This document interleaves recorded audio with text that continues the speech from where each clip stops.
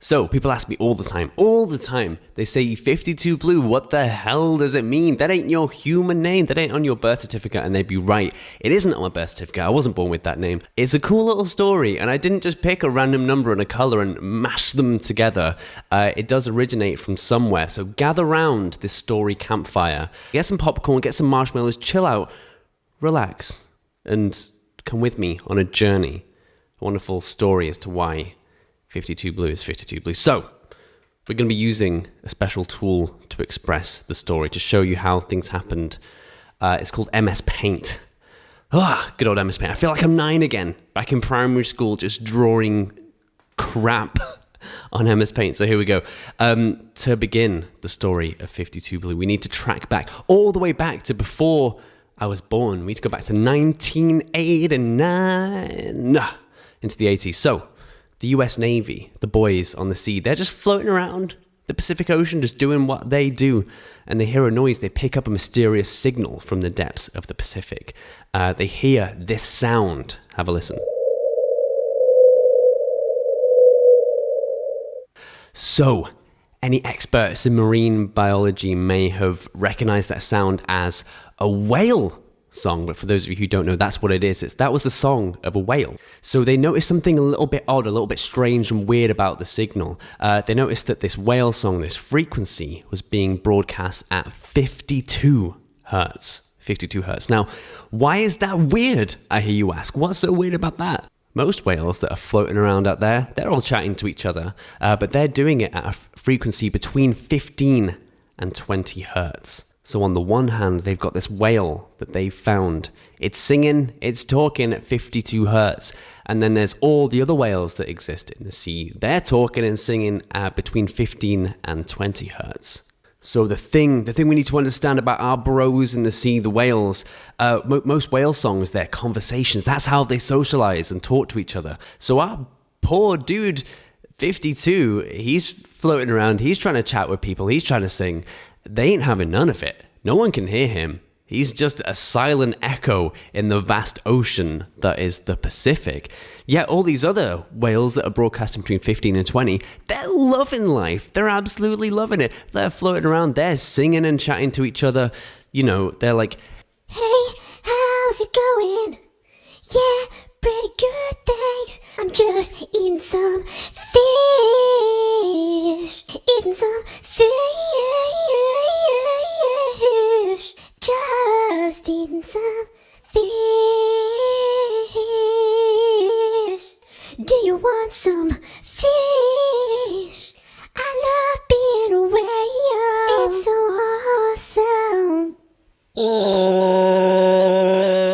Oh my God, did you hear that? No, I did not hear nothing. I think it was the wind. I think it was just the wind. I didn't hear nothing. 'Cause the frequency is just too high.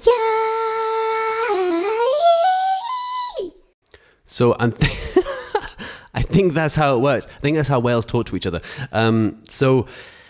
Here's the thing, right? These guys who recorded this sound, they picked up this sound from 52. That's the only sound of that type they've ever heard. And usually when they pick up whale calls, they'll receive a response. They'll find a response from somebody. So it'll be a one-to-one thing, or there'll be kind of groups of signals coming back. But every time they hear this poor whale shouting out, singing out in the ocean, there's never any response. Never any response. So this poor whale, he's broken. He's a broken whale. And there's no way that he can communicate with any of his friends or foes. And whales are very social creatures, and he can't participate in any of that. And whenever they find him years on, he's still calling out. This little trooper, our guy, he's not giving up. He's still shouting out, "Hello, somebody listen, somebody hear me." And since they found this guy, the name that they've given him is the loneliest whale on the planet. The loneliest whale on the planet. Imagine it. Imagine that. I mean, for humans, that the concept is like hard to comprehend, because even, people within our society who maybe can't speak or are deaf, there are still ways that they can communicate with other people around them and still be social. But this guy, has no chance, no hope. He's destined for a life of solitude. So there you go, the story of the loneliest whale on the planet. So I hope you enjoyed finding out where the name comes from. Now, I don't know about you, but I think this whole thing is quite poignant. It's pretty depressing, to be honest with you, but it's also beautiful at the same time. I hope you guys agree with me. And I hope you can kind of understand and see the connection as to why I thought that would be a fitting name for what I do, especially in music. God, it works so well. And when I kind of stumbled across the story of the whale, I was like, okay, this fits absolutely perfectly. So that's why it's 52 Blue. Whales are social beings, period. The fact that he is not being understood, and he is a social being, and that nobody is responding to him, absolutely, without a doubt, this whale is lonely, and that's not being anthropomorphic.